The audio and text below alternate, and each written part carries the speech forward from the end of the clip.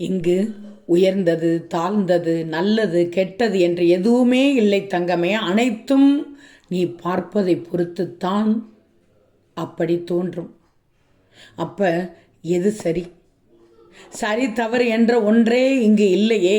அனைத்தும் சமம்தான் தங்கமே. எல்லாம் இறைவன் மட்டும்தான். எல்லாமே இறைவன் மட்டுமே.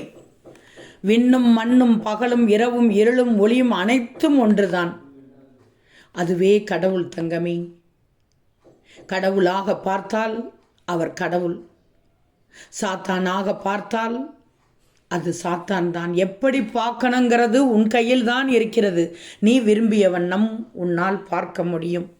நீ விரும்பிய வண்ணம் உன்னால் பார்க்க முடிந்தால் இந்த உலகமே நீ விரும்பிய வண்ணம் காட்சி தரும் உனக்கு.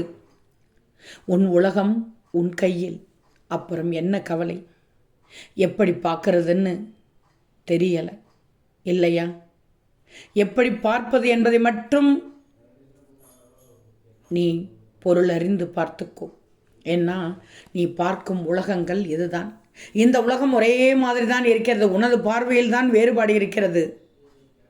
நீ எப்படி பார்க்கிறோயோ உலகம் அப்படியே காட்சி அளிக்கிறது. அதாவது உன் உலகத்தை நீ தான் தீர்மானிக்கிறாய். நீ ஆசைப்படும் வண்ணம்தான் இந்த உலகு உனக்கு தெரிகிறது. ஆனால் அதை உன்னால் ஏற்றுக்கொள்ள முடியவில்லையே.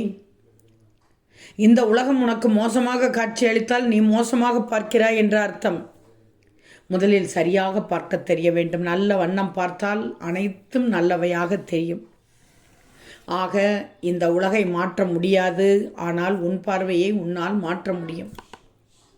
ஒன்று தெரியுமா? மழை பெய்கிறது. நீ விவசாயியாக பார்த்தால் மழை பெய்வது உனக்கு மகிழ்ச்சியாக தெரியும். நீ வியாபாரியாக பார்த்தால் தொழிலுக்கு இடைஞ்சலாக இருக்குமோ என்ற அந்த மழை உனக்கு மோசமாக தெரியும். ஒரே மழைதான், ஆனால் பார்ப்பவர் மனநிலைக்கு ஏற்ற மாதிரி நன்மையாகவும் தெரியும், தீமையாகவும் தோன்றும்.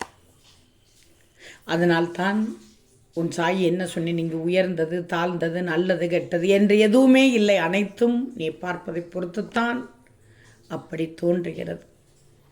ஓம் சாய்ராம்.